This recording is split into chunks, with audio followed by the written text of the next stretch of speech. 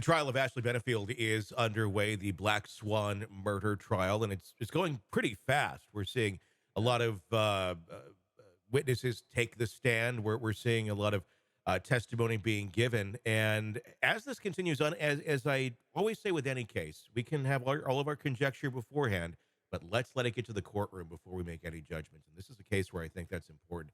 Joining me to discuss, Robin Dreeke, retired FBI special agent, chief of the Counterintelligence Behavioral Analysis Program. Let me ask you this. If someone is doing something, like in this case, she is saying that it was stand your ground self-defense. The court said earlier on, we don't believe that.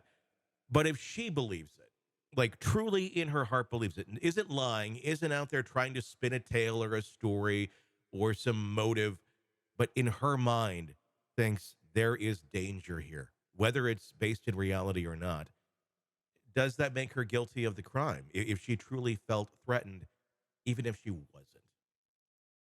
Yeah, it's a great question. Context matters a lot. Yeah. But in the court of law, just because you believe you're innocent doesn't make you innocent. Hmm. Um, True. so that's also part of it.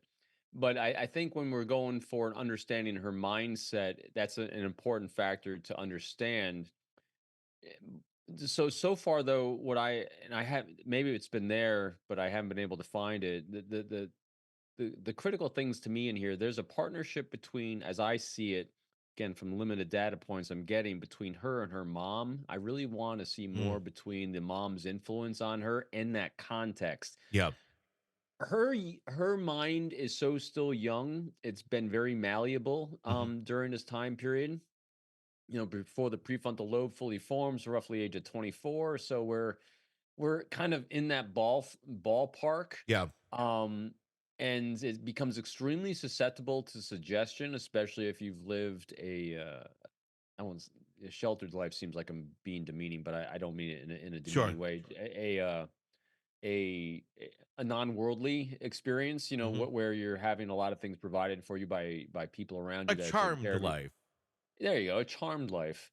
And so, when you bounce or possibly bounce from, a life with mom to a life with a guy with a lot of money, that is promising all these wonderful things, I think potential divided loyalties happen here because, I mean, again, this is just from what I'm seeing, because all Hmm. of a sudden, we're seeing instances where she's going to court to do battle potentially, and all of a sudden they go home together, Hmm.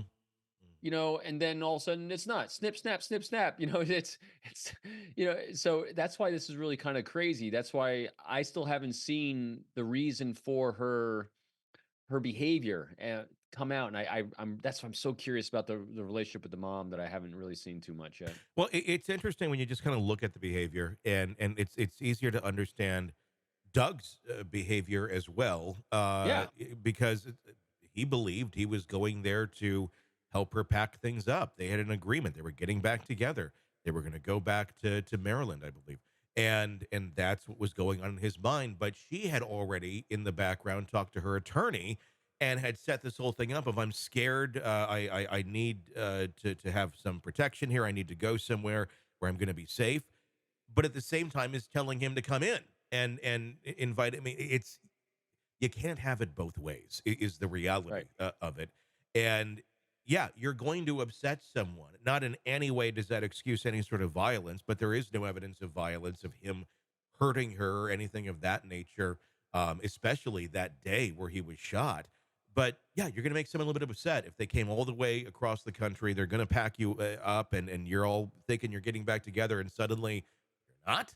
Like, what is going on here? But then if you look at the heat of that moment, of if he got upset, maybe said something, and if she's perceiving that that is going to turn into some sort of violent outburst, whether there's evidence for it or not in the past, if she's perceiving that, and through her spectrum of viewing all this, feels she's in danger, gets that gun out, and obviously she's fairly impulsive, and then fires at him. Um, is it stand your ground, or is it is a cold-blooded murder. I mean, it all kind of goes through the spectrum of what is she thinking at what time. But again, if one person is thinking one thing, it doesn't make it right. It doesn't excuse a crime either. Yeah, I'm still going back to her inconsistent behavior. She has very incongruent behaviors. And Yeah. so when someone, so in other words, as we've said numerous times, life follows a behavior arc, Hmm.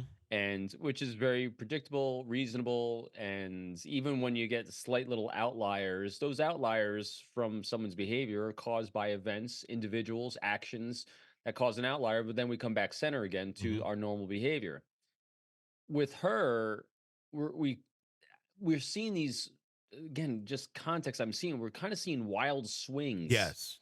and so wild swings don't happen in here necessarily. Wild swings are caused by external things that are causing wild thing, unless she's completely psychotic. Hmm.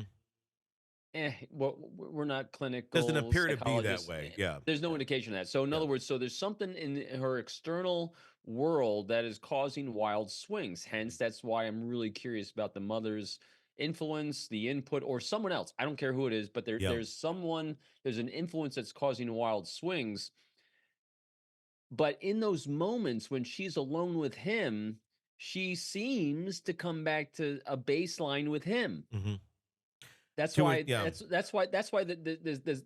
murder, the self-defense thing is really strange to me, because now, granted, now we got to give an optic from his point of view. He's glasses half full.